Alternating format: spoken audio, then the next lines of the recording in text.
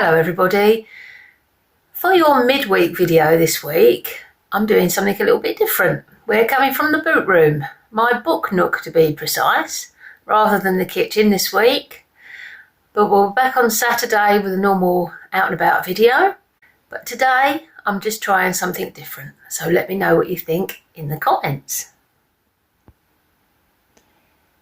So here is my book nook. Hello Danny. Got a little fire there. Books on the shelf.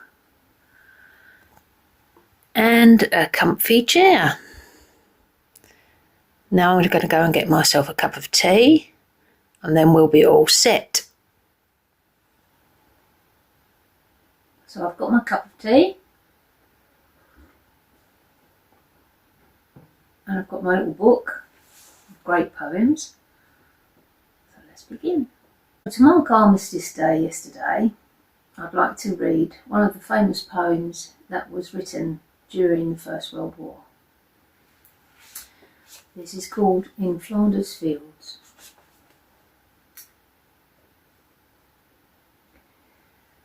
In Flanders fields the poppies blow, between the crosses, row on row, that mark our place, and in the sky the larks still bravely singing fly, scarce heard amid the guns below. We are the dead, short days ago. We lived, felt dawn, saw sunset glow, loved and were loved, and now we lie in Flanders fields. Take up our quarrel with the foe, to you from failing hands we throw the torch, be yours to hold it high. If ye break with us who die, we shall not sleep, though poppies grow in Flanders fields. That was written by Major John McCrae, who was born in 1872 and died in 1918. He was a Canadian physician and he was working at a dressing station treating injured. After a run of 17 days, he sat on the rear step of an ambulance and wrote this famous poem, and then just tossed it aside. But a fellow officer picked it up and submitted it to Punch magazine for publication. John McCrae lost his life while on active duty. So I think it's important that we remember the fallen in the First and the Second World War, and all those that have bravely fought in conflicts ever since. Two of my great-grandfathers were fighting in France in the First World War. Both were mustard gassed and sent back to recover and then sent back over there again.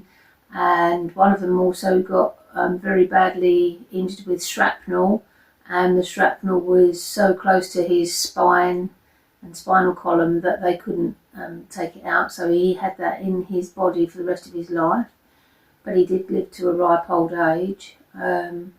They both had young families when they were sent to war. They weren't soldiers, they were civilians who were called up by conscription. I've great respect for the servicemen and women that have fought for our countries and that uphold the values and the Christian values that we have, and I think it's important to remember them. So that was my little tribute anyway, and now I'm going to read you another poem.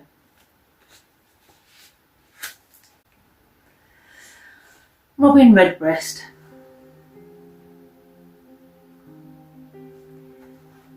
Goodbye, goodbye to summer, for summer's nearly done. The garden's smiling faintly, cool breezes in the sun. Our thrushes now are silent, our swallows flown away. But Robin's here, in a coat of brown, with ruddy breast not gay. Robin, Robin Redbreast, oh Robin dear, Robin singing sweetly, in the falling of the year. Bright yellow, red and orange, the leaves come down in hosts. The trees are Indian princes, but soon they'll turn to ghosts. The leathery pears and apples hang russet on the bough. It's autumn, autumn, autumn late. 'Twill soon be winter now. Robin, robin redbreast, oh robin dear, and what will this poor robin do, for pinching days are near. The fireside for the cricket, the wheat stack for the mouse, when trembling night winds whistle and moan all round the house, the frosty ways like iron, the branches plumed with snow. Alas, in winter, dead and dark, where can poor Robin go? Robin, Robin redbreast, oh Robin dear, and a crumb of bread for Robin, his little heart to cheer. By William Allingham, 1824 to 1889. And now I'm going to finish up the funny seasonal poem. 'Twas a night of Thanksgiving, but I just couldn't sleep. I tried counting backwards, I tried counting sheep. The leftovers beckoned, the dark meat and white, but I fought the temptation with all of my might. Tossing and turning with anticipation, the thought of a snack became infatuation. So I raced to the kitchen, flung open the door, and gazed at the fridge full of goodies galore. I gobbled up turkey and buttered potatoes, pickles and carrots, beans and tomatoes.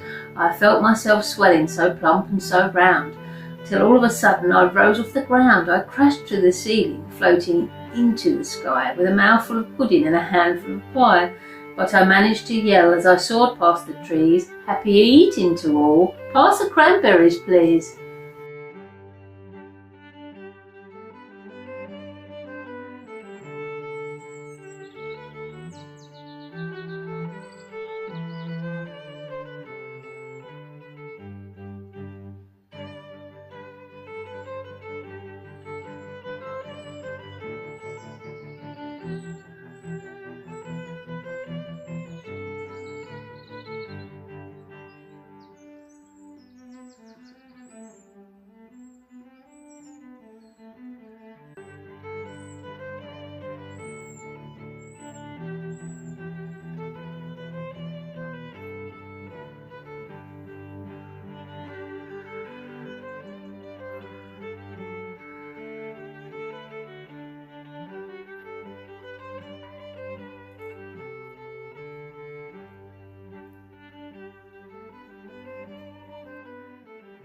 Well, I hope you enjoyed the poetry video.